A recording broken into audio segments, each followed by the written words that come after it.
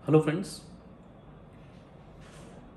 Budget की pronouncements के बाद, प्रपोजल्स के बाद एक क्वेश्चन जो प्रोमिनेंटली रेगुलरली पूछा जा रहा है वो ये है कि सेक्शन 35 सब सेक्शन 5 डिलीट हो गया, ओमिट हो गया, 44 भी अमेंड हो गया, बट जीएसटी ऑडिट 19-20 की करनी है या नहीं करनी है, बिकॉज उसकी डेट तो 28 फरवरी है।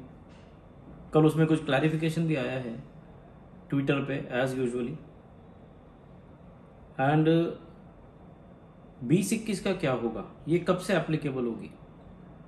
तो मैंने सोचा कि शायद ज़्यादा लोगों को एक साथ पहुंचने के लिए this can be one of the best ways to do recording and then share with all of you. So therefore I am recording my views as per मी।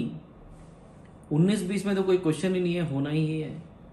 20-21 में भी मेरा ऐसा मानना है, बिकॉज ये एक्ट अमेंड भी होगा तो लोकसभा और राज्यसभा से अप्रूवल होते होते it will take at least April end और मई। Then thereafter it will be placed before all the state legislative assemblies. वहां से वो सारी स्टेट्स में से अप्रूवल आएगा। It again is going to take lot of time. So मेरा ऐसा मानना है कि 20-21 का भी ऑडिट होगा। 35 subsection 5 will be omitted not with effect from 1st April 2020. As per me, it will be omitted with effect from 1st April 2021. हालांकि मैं तो ऐसा मानता हूं कि शायद और भी डिले हो सकता है, बिकॉज एक बार सीजीएसटी अमेंडमेंट और स्टेट असेंबली अमेंडमेंट्स के बाद हो सकता है 6 महीने लगे, 4 महीने लगे, 8 महीने लगे। So even I am of the believe कि हो सकता है 21-22 भी ऑडिट में हो, बट फिर भी बहुत ज़्यादा पॉजिटिव या बहुत ज़्यादा एम्बिशियस ना होते हुए अगर हम एक सेफर साइड की कॉल लें तो 19-20 कंफर्म है। 20-21 भी मेरे हिसाब से ऑडिट होगा। सेक्शन 35(5) था, रहेगा मार्च 2021 तक, एंड देयरफॉर 20-21 का भी मेरे व्यू से ऑडिट होगा। 21-22 में भी चांसेस हैं कि ऑडिट रहे। 22-23 से यस सर्टेनली, बिकॉज तब तक स्टेट असेंबलीज में क्लियर हो जाएगा ये जो प्रावधान है, और उसके बाद डिलीट हो जाएगा या ओमिट हो जाएगा। So that may be with effect from either from 1st April 2022 और at the most from 1st April 2021।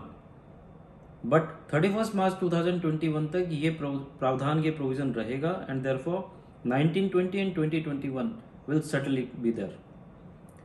दूसरा एक क्वेश्चन और आ रहा है कि क्या हम रिप्रेजेंटेशंस करके इस प्रोविजन को डिलीट ना किया जाए, ऐसा कर सकते हैं?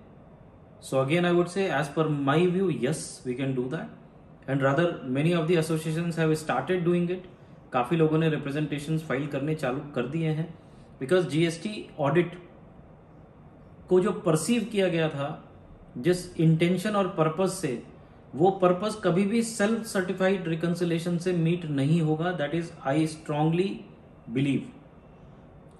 बिलीव दिस कि जो एक एक्सपर्ट प्रोफेशनल जब ऑडिट करेगा या रिकंसाइल करेगा तो उसका जो एंगल होगा, उसका जो परसुएशन होगा चीजों को वेरीफाई करने का या चेक करने का या कमेंट करने का, वो क्वालिटी कभी भी एक्सपेक्ट नहीं कर सकते कि वो अगर असेसिंग खुद करेगा तो वो मीट कर पाएगा। So therefore yes, I am with all of you कि if it is represented properly and explained properly to the ministry, to the council, then certainly they can reconsider this decision and they can continue with the provision of 35(5) and 44(1) and 2।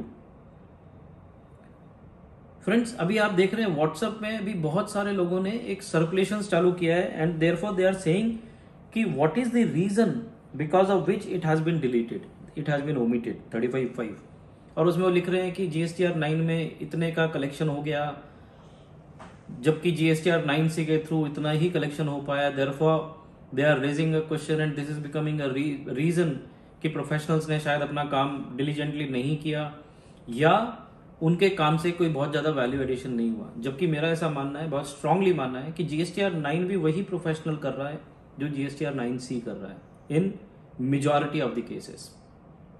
And when I say majority of the cases, it means कि small medium सभी clients का तो 9C एक ही व्यक्ति करता है। बड़ा कोई कॉर्पोरेट है जिसमें इंटरनल टीम है, so for them yes I can understand कि 9 may be filed by the internal team by the tax payer and 9C is generated by the auditor और एक्सटर्नल ऑडिटर। फ्रेंड्स, यहां एक चीज मैं share जरूर करूंगा कि कोई भी करे,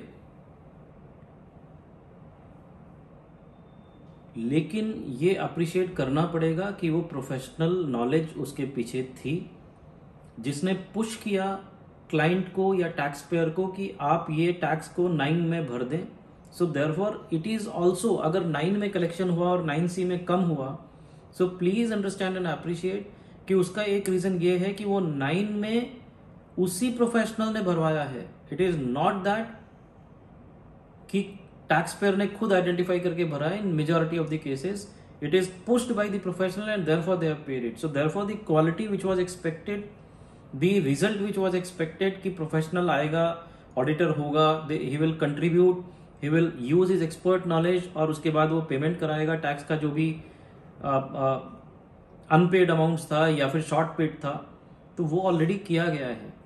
फर्क इतना ही है कि वो 9C में नहीं रिफ्लेक्ट होके 9 में रिफ्लेक्ट हो रहा है। बट बिसाइड्स दिस, या अगर मैं ऐसा बोलूं कि उसके पीछे अगर कोई रीजन है तो 100% वो प्रोफेशनल की एक्सपर्टीज है।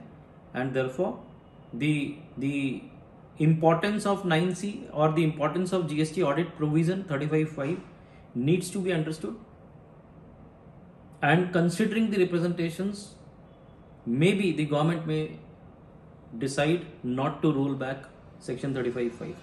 तो फ्रेंड्स, ये 2-3 क्वेश्चंस बहुत प्रोमिनेंटली पिछले 2 दिन से हर व्यक्ति पूछ रहा था, तो मैंने ये सोचा कि that is this mode is going to be one of the best mode so that I can share my views very clearly also and very strongly also. So I am of the belief that yes, the representation can be made. I am of the belief 1920, 2021 में GST audit रहेगा. There are very less chances that they will come up with this amendment retrospectively, but nevertheless it also can be expected. But फिर भी मुझे ये लगता है कि अभी ये प्रोविजन को पास होने में और नोटिफाई होने में it will take some time, at least 4-5 months. So 31 मार्च 2021 तो ऑडिट होना ही चाहिए as per my view. With this friends, I am thankful to each one of you for giving me the patience hearing. Please submit your feedbacks, that will help me to improvise further and to share my views clearly and boldly. Thank you so much. Thank you.